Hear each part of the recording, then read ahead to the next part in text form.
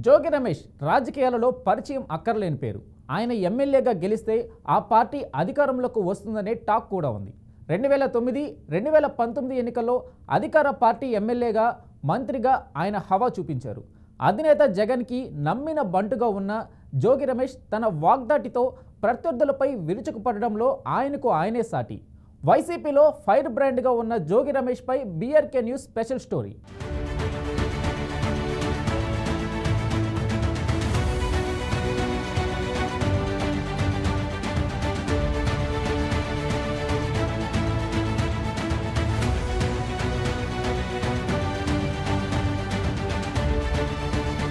జోగి రమేష్ రాజకీయాల్లో పరిచయం అక్కర్లేని పేరు. జోగి రమేష్ కాంగ్రెస్ పార్టీ ద్వారా రాజకీయాల్లోకి వచ్చి యూత్ కాంగ్రెస్ కార్యకర్తగా తన రాజకీయ ప్రస్థానాన్ని ప్రారంభించారు.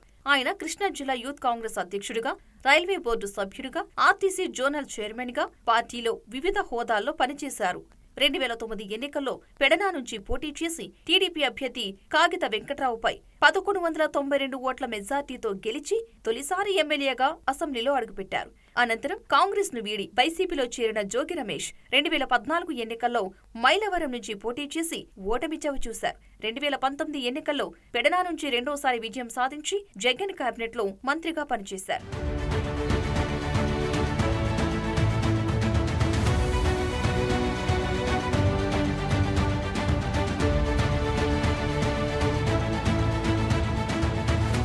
జోగి రమేష్ జన్మస్థలం మైలవరం. కానీ ఆయనను ఆదరించింది మాత్రం పెడన ప్రజలే. తనను 2 సార్లు ఎమ్మెల్యేగా గెలిపించిన పెడన నియోజకవర్గాన్ని అధికార పార్టీ ఎమ్మెల్యేగా, మంత్రిగా అభివృద్ధి పథంలో నడిపించారని అంటారు పెడన ప్రజలు.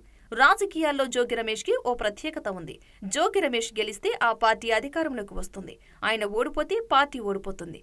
2009లో పెడన నుంచి గెలవగా కాంగ్రెస్ అధికారంలోకి వచ్చింది. 2019లో పెడన నుంచి రెండోసారి గెలవగా వైసీపీ అధికారంలోకి వచ్చింది.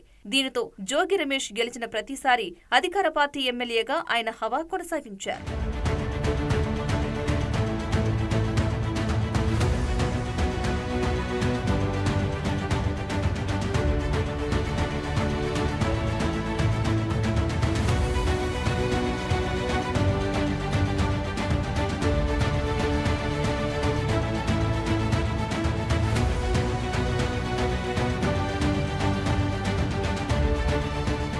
వైసీపీలో జోగి రమేష్ కి మంచి గుర్తింపు ఇచ్చారు పార్టీ అధినేత జగన్. వైసీపీ ఆవిర్భావం నుంచి జగన్ తో మంచి సంబంధాలు కొనసాగించారు మాజీ మంత్రి జోగి. జోగి రమేష్ అధినేత జగన్ కు నమ్మిన బంటుగా పేరుంది. పార్టీలో అధినేత ఆదేశాలను తూచా తప్పకుండా పాటించే నేత జోగి రమేష్ అంటారు వైసీపీ నేతలు.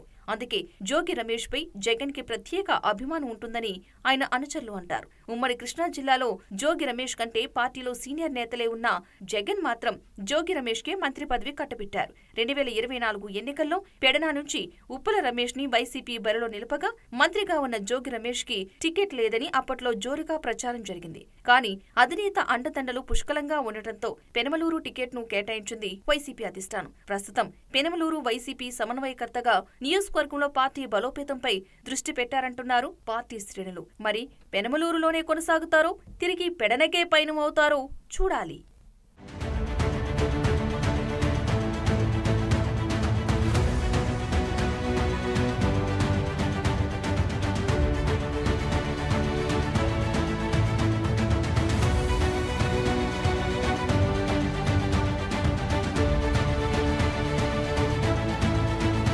మంత్రిగా ఉన్నప్పుడు పార్టీలోనూ ప్రభుత్వంలోనూ ఓ వెలుగు వెలిగిన జోగి రమేష్ ఓటమి తర్వాత మెత్తబడ్డారా? మాజీ మంత్రికి కేసుల భయం పట్టుకుందా? మంత్రిగా ఉన్నప్పుడు అక్రమాలకు పాల్పడ్డారనే ఆరోపణలతో మాజీ మంత్రి సైలెంట్ అయిపోయారా? ఇంతకీ వైసీపీలో ఇప్పుడు జోగి రమేష్ పరిస్థితి ఎలా ఉంది? Watch the story.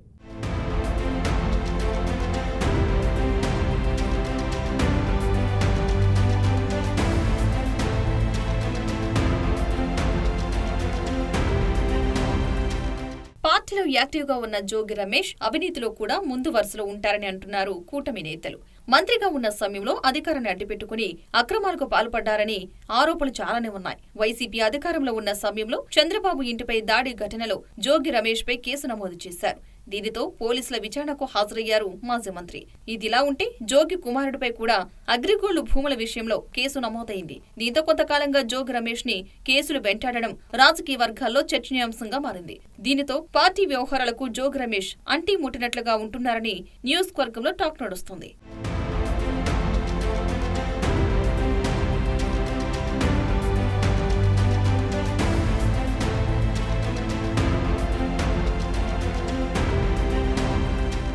మాజీ మంత్రి జోగి రమేష్ పై ఏకంగా అగ్రిగోల్డ్ యాజమాన్యమే ఫిర్యాదు చేయడం అప్పట్లో సంచలనంగా మారింది. అగ్రిగోల్డ్ డైరెక్టర్ల భూమిని జోగి రమేష్ కబ్జా చేశారని హైకోర్టును ఆశ్రయించింది. తమ భూమిని కబ్జా చేసేందుకు రికార్డులను తారుమారు చేశారని, సర్వే నెంబర్లు మార్చేసి కొనుగోలు చేసినట్లు దొంగపత్రాలు సృష్టించారని పిటిషన్లో పేర్కొంది అగ్రిగోల్డ్ యాజమాన్యం. ఈ నేపథ్యంలోనే విజయవాడ అంబాపురంలో అగ్రిగోల్డ్ డైరెక్టర్ల పేరిట ఉన్న భూమిని అటాచ్ చేసింది సిఐడి. దొంగపత్రాలు సృష్టించినట్లు ఆరోపణలు ఎదుర్కొంటున్నారు జోగి రమేష్. ఈ వ్యవహారంలో ఫిర్యాదులు రావడంతో విచారణకు ఆదేశించింది ప్రభుత్వం. అటాచ్ చేసిన భూముల విషయంలో అక్రమాలు జరిగినట్లు గుర్తించిన సిఐడి 9 మందిపై ఏసీబీ కేసు నమోదు చేసింది. ఈ కేసులో A1 గా జోగి రమేష్, కుమారుడు రాజు, A2 గా సోదరుడు వెంకటేశ్వరరావు ఉన్నారు.